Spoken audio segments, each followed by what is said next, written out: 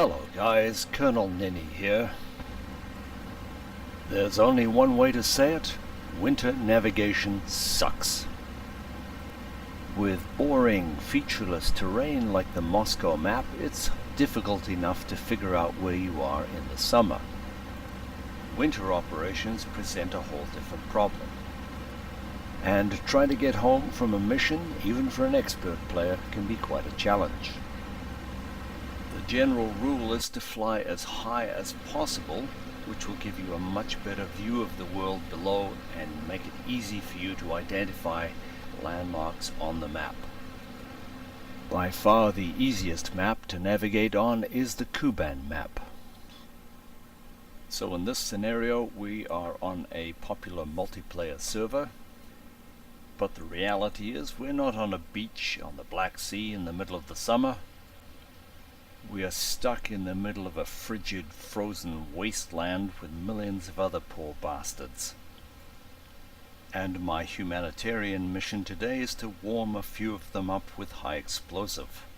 My mission is to destroy a factory and then fly home. So just make note that I am solo on this mission. I have no air cover, no fighter protection, and so I am at the greatest risk of being jumped and destroyed by the numerous enemy that are flying on the server at the moment.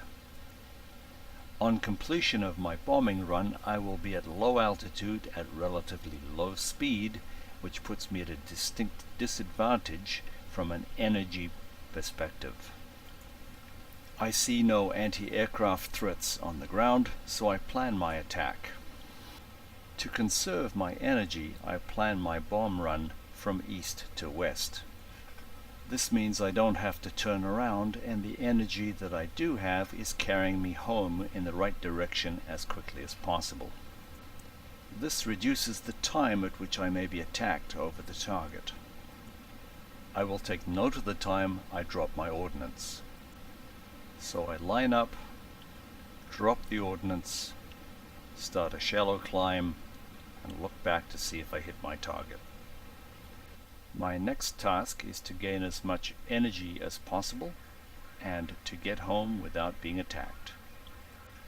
The most important thing from a navigational perspective is to be able to identify where I am right now and where I need to go. I dropped my ordnance 30 seconds ago, and at 420 kilometers an hour, that means I'm doing 7 kilometers a minute, so I have just gone 3.5 kilometers to the west of my target. I cover the speed equals distance over time calculations in the two previous videos, basic and advanced navigation. I am multitasking here. I'm looking for enemy aircraft, but I'm also trying to find a landmark that I can recognize. You'll notice that I'm using the sector scanning technique that I covered in my video on how to find the enemy and shoot him down. I bombed the target at Gorodish 1209.7. My home base is Reserve at 1005.3. It has now been 1 minute since I left the target. This means I should be in grid square 1108.7 or thereabouts. My problem is that I cannot confirm exactly where I am. There is no point in carrying on if I'm lost, because I will just get more and more lost. So if I am lost, what I should do is turn around and go back to my last known position. But that's the last thing I want to do. I am still scanning for the enemy and maintaining my speed of 420. As I cannot identify a landmark outside and try and find it on the map, I'm going to have to try and find something on the map that I can try and look for outside.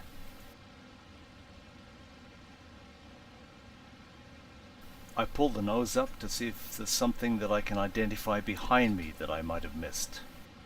Also, there's no one swooping down or creeping up on me to kill me. By doing that maneuver, I raised the nose and lost my speed, so I need to get my speed back to 420 so it doesn't mess up my timing. Wait, what's that down there? Looks like a town. A town divided by a river. It has to be Zubsov. We have now confirmed our position.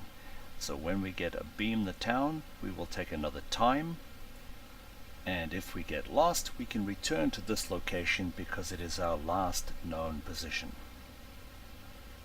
So now, based on our heading and our speed over this confirmed position, we can then start looking on the map for what we expect to see up ahead.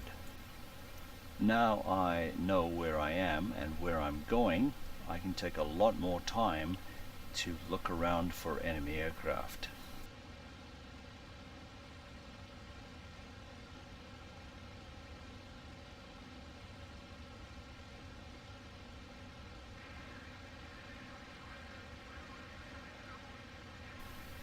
The next obvious landmark on the track towards our airfield is another airfield.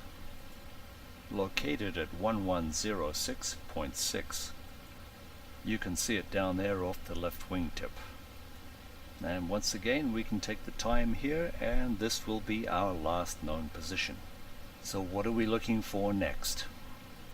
Up ahead is a large city with a river running in a curve through the middle of it. If that city is reserved, then our airfield is just off to the right of it.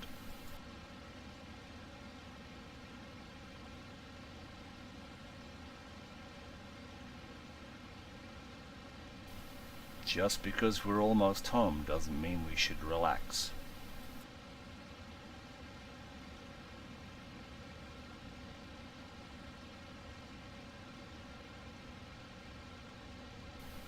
On the map, the airfield icon is circled with red.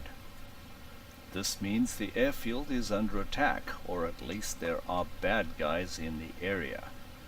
Because my assignment today is purely bombing, I want to get back down on the ground as soon as possible and avoid engaging enemy aircraft. I am not going to waffle about in the circuit. I'm going to make a low-speed pass over the center of the runway at 700 kilometers an hour and brake around and land as quickly as I can. A hard pull on the stick to bring the speed back to 350, drop the gear, speed back to 250, full flap, and I'm in a position now to choose my runway. I am intentionally high here on the approach in case I get attacked and need to convert that altitude to energy. It means I will have to side slip to get down onto the runway. I just need these guys to make a decision and take off. Apparently one bomber thinks that he doesn't need a runway and is going across the snow. And while I'm watching what's going on down there and trying to figure out which runway to use, somebody could be sneaking up on me right at this moment. By putting my aircraft into a side slip to the left, I can keep the two fighters on the ground in view. I have no idea what they're going to do. I'm committing myself to a landing on the runway that's ahead. One guy appears to be taking off into the bushes. What a pity it would be for me to do the successful mission and then land on a teammate. And there he goes. I'm safe to land.